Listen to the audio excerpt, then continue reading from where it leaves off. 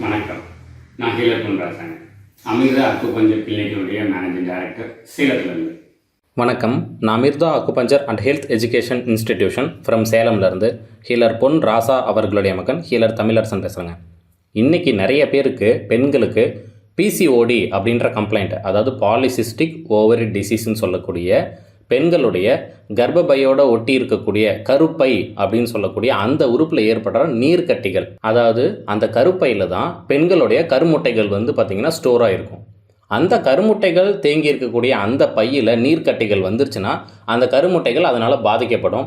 இதனால் மென்சுரேஷன் சம்மந்தமான பிரச்சனைகள் நிறைய வருது பெண்களுக்கு. அதுவும் இர்ரெகுலர் பீரியடு, லேட் பீரியட்ஸே வராமல் நின்று போயிடுறது, கன்சீவ் ஆக முடியல, ப்ரெக்னென்ட் ஆக முடியலன்னு சொல்கிறது, வெள்ளைப்படுதல் தொந்தரவு, மன எரிச்சல், அதாவது இரிட்டபிலிட்டி அப்படின்ற அந்த உணர்வு, பெயின்ஃபுல் பீரியட்ஸ், இந்த மாதிரி பல நோய்களை இந்த பிசிஓடி அப்படின்ற இந்த ஒரு டிசீஸ் பார்த்திங்கன்னா க்ரியேட் பண்ணுது.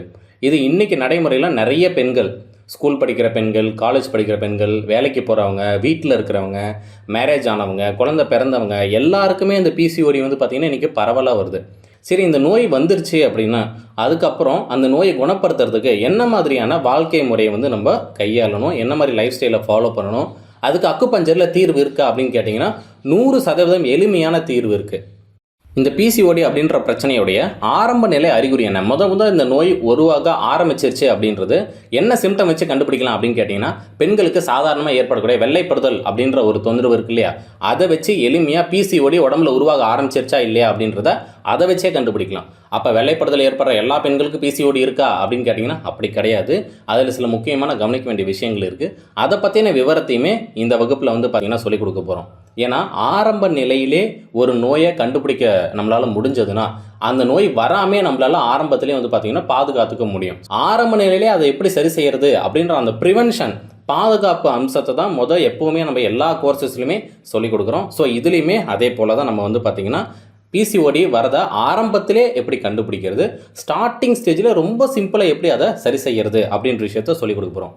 சரி, இதெல்லாம் தாண்டி இந்த பிசிஓடி வர்றதுக்கு அடிப்படை காரணம் என்ன அப்படின்னு கேட்டிங்கன்னா, மென்சுரேஷன் அப்படின்ற அந்த மாதவிடாய் காலம் மொத்தம் 28 நாள்லேருந்து 30 நாள் சைக்கிள் ஒவ்வொரு மாதமும் பெண்களுக்கு நடைபெறும். அந்த 30 நாள், அந்த 28 நாள் 30 நாள் அப்படின்ற அந்த சைக்கிளை 4 ஃபேஸஸ், 4 பாகமாக பிரிப்போம். 4 காலமாக பார்த்திங்கன்னா மெடிக்கலாக பார்த்திங்கன்னா பிரிப்போம். அந்த 4 விதமான மாதவிடாய் காலங்கள்லையுமே என்னென்ன உணவுகள் சாப்பிட்ணும், என்ன சாப்பிடக்கூடாது, எப்போ வெளியில் ட்ராவல் பண்ணலாம், எப்போ பார்த்திங்கன்னா ஒரு வெயிட்டு தூக்குற மாதிரி வேலை செய்யலாம், எப்போ வேலை செய்யக்கூடாது, பெண்கள் எப்போ உடல் உறவில் ஈடுபடலாம், எப்போ உடல் உறவில் ஈடுபடக்கூடாது, இந்த மாதிரி பல விஷயங்கள், லைஃப் ஸ்டைல், அந்த ஆக்டிவிட்டீஸ், பிஹேவியர்ஸை எப்பப்போ எதை செய்யணும் செய்யக்கூடாது அப்படின்ற விஷயத்தை அடிப்படையில் பெண்கள் தெரிஞ்சுக்கிட்டாலே அவங்க உடம்புல எந்த நோயுமே வராமல் சரி பண்ண முடியும். ஏன்னா ஆண்களுக்கு இல்லாத ஒரு அற்புதமான ஒரு அமைப்பு பெண்களுக்கு மட்டும் இருக்குது. என்ன அப்படின்னா, ஒவ்வொரு மாதமும் உடம்புல இருக்கக்கூடிய ஒட்டுமொத்த கழிவுகளையுமே மாதம் சுத்தம் பண்ணி வெளியேற்றக்கூடிய ஒரு அமைப்பு பெண்களுடைய கர்ப்பப்பையில் இருக்குது. அப்போ பெண்களோட கர்ப்பப்பை எப்போவுமே சுத்தமாகவே இருந்துச்சு அப்படின்னா அந்த பெண்களுக்கு நோயே வராது.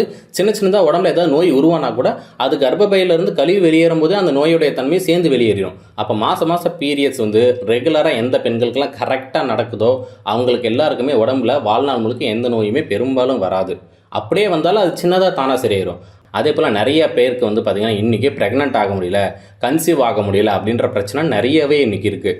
நாங்கள் எங்களுடைய அனுபவத்தில் பார்த்ததில் நிறைய பேருக்கு எதனால் அந்த பிரச்சனை வருதுன்னா, அடிப்படையில் ஒரு ஜென்ரல் நாலேஜ் நிறைய பேருக்கு அவேர்னஸ் இல்லை. என்னென்னா, எந்த நாட்களில் ஒன்று சேரணும் அப்படின்ற விஷயம் எல்லாருக்குமே பொதுவாக சொல்லிக் கொடுப்பாங்க. ஓவிலேஷன் டைம், அந்த கருமுட்டை வெடித்து வெளியே வரக்கூடிய டைமில் ஆணும் பெண்ணும் ஒன்று சேர்ந்தால் கரு உருவாகும் அப்படின்றது எல்லாருமே சொல்கிறாங்க. ஆனால் அந்த மாதிரி ஒன்று சேர்ந்ததுக்கு அப்புறமா திரும்ப எப்போ ஒன்று சேரக்கூடாத நாட்கள் அப்படின்னு சில நாட்கள் இருக்குது. அதுக்கப்புறம் சாப்பிடக்கூடாத சில உணவுகள் இருக்குது. அதுக்கப்புறம் சில வேலைகளை ஒரு 15 நாளைக்குள்ளார செய்யக்கூடாது. அது என்னென்ன அப்படின்ற விஷயங்களையும் நம்ம சேர்த்து சொல்லி கொடுத்தாதான் அவங்களுக்கு கரு தரித்து கரு உருவாயிருந்தாலும் அந்த கரு கலையாமல் இருக்கும். இல்லைனா கன்சீவ் ஆனதும் தெரியாது, அதுக்கப்புறம் அந்த கரு கலைஞ்சதும் தெரியாது. திரும்ப போய் செக் பண்ணும்போது எப்படி இருக்கும்னா, கருவே உருவாகலை, கன்சீவ் ஆகலை அப்படின்னு தான் சொல்லுவாங்க. ஆனால் உண்மையிலேயே ஒன்று சேர்ந்தால் அடுத்து 24 மணி நேரத்துக்குள்ளே கரு உருவாயிருக்கும். ஆனால் டெஸ்ட் பண்ணலாம், ஸ்கேன் பண்ணலாம், அதை கண்டுபிடிக்க முடியாது. குறைஞ்சபட்சம் ஒரு 2 வாரம் ஆகும் அது தெரியறதுக்கு. ஆனால் அது 2 வாரத்துக்குள்ளாரியே திரும்ப இவங்க வந்து பார்த்திங்கன்னா செய்யக்கூடாத சில விஷயங்களை செய்யறதுனாலேயே அந்த உருவான கருவும் திரும்ப கலைஞ்சிருது. ஸோ அதை பற்றின ஒரு நாலேஜும் நிறைய பேருக்கு இன்றைக்கி வந்து பார்த்திங்கன்னா அவேர்னஸ் இல்லை அப்படின்றதுனால அதை பற்றியும் இந்த வகுப்பில் நம்ம சொல்லிக் கொடுக்க போகிறோம். இது எல்லாமே முழுக்க எங்களுடைய சொந்த அனுபவத்தில் கிளினிக்கல் எக்ஸ்பீரியன்ஸில் நாங்கள் பார்த்து பயன்படுத்தி சக்ஸஸ்ஃபுல்லாக ரிசல்ட் கிடைச்ச விஷயங்களை தான், அந்த உண்மையான விஷயங்களை தான் நம்ம இந்த வகுப்பில் வந்து பார்த்திங்கன்னா சொல்லிக் கொடுக்க போகிறோம். ஜூம் மீட்டிங்கில் லைவ் கிளாஸில் இந்த வகுப்பு வந்து நடக்கும். இந்த கிளாஸில் ஜாயின் பண்ணணும்னு நினைக்கிறவங்க உங்களுடைய பேர், அப்புறம் நீங்கள் எந்த ஊர் அப்படின்றத நான் இப்போ சொல்லக்கூடிய மொபைல் நம்பருக்கு வாட்ஸ்அப் மூலிமா பதிவு செய்யுங்க. மொபைல் நம்பர் வந்து பார்த்தீங்கன்னா 9367333666. இன்னொரு மொபைல் நம்பர் இருக்குது 9489634466. இது ரெண்டில் ஏதாவது ஒரு மொபைல் நம்பருக்கு நீங்கள் எந்த ஊர், உங்கள் பேர் என்ன அப்படின்றத பதிவு செஞ்சிங்கன்னா இந்த வகுப்புக்கான ஜூம் மீட்டிங் லிங்க் உங்களுக்கு கிடைக்கும். உங்களுக்கு தெரிஞ்ச எல்லாருக்குமே இந்த தகவல் வந்து பார்த்திங்கன்னா நீங்கள் ஷேர் பண்ணலாம். ஏன் அப்படின்னா இந்த வகுப்பு மருத்துவம் சம்மந்தப்பட்டவங்களுக்கு மட்டும்தான், மருத்துவர்களுக்கு மட்டும்தான் அப்படின்னு கிடையாது. பொதுமக்கள் யார் வேணாலும் இந்த வகுப்பில் கலந்துக்கலாம், யார் வேணாலும் இந்த ஜென்ரல் நாலேஜை தெரிஞ்சுக்கலாம். அக்குபஞ்சர் புள்ளிகள் வந்து பார்த்திங்கன்னா அக்குபஞ்சர் படித்தவங்களுக்கு மட்டும் தான் புரியும். ஆனால் அதை தவிர்த்து மீதி சொல்லக்கூடிய உடலுடைய அந்த அமைப்பு, இயக்கம், அனாட்டமி, ஃபிசியாலஜி, பேத்தாலஜி, ப்ரோக்னோசிஸ், அந்த மாதிரி உடலுடைய அமைப்பு, அதனுடைய வாழ்க்கை முறை, நோய் வராமல் எப்படி பாதுகாக்கிறது அப்படின்ற அந்த விஷயங்கள் எல்லாமே ஜென்ரலாக யார் வேணாலும் தெரிஞ்சுக்கலாங்க. ஸோ அதனால் பொதுமக்களும் இதில் இணைஞ்சிக்கலாம். இப்போ இந்த ஆடியோவை கேட்குற அக்குபஞ்சர் நண்பர்களும் உங்களுக்கு தெரிஞ்ச அக்குபஞ்சர் மருத்துவர்களுக்கும் பொதுமக்களுக்கும் இதை நீங்கள் ஷேர் பண்ணுங்கள். நிறைய பேருக்கு ஒரு அவேர்னஸை க்ரியேட் பண்ணுறதுக்கு எங்களோட ஜாயின் பண்ணுங்கள். நல்லது.